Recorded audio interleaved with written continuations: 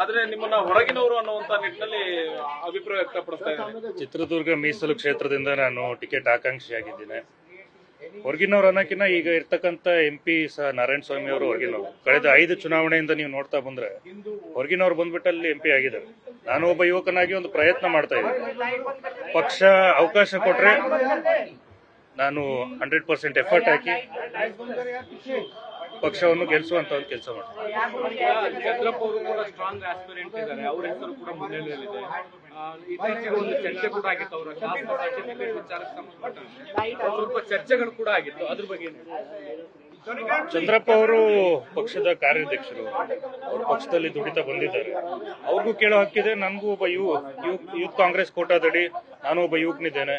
ಪಕ್ಷ ಯುವಕರಿಗೆ ಆದ್ಯತೆ ಕೊಡೋದಾದ್ರೆ ನನಗೆ ಕೊಡ್ಲಿ, ಅದರಲ್ಲಿ ನ್ಯೂಸ್ ಫಸ್ಟ್ ನಿರ್ಭೀತಿಯಿಂದ ನಿಮ್ಮ ಪರವಾಗಿ.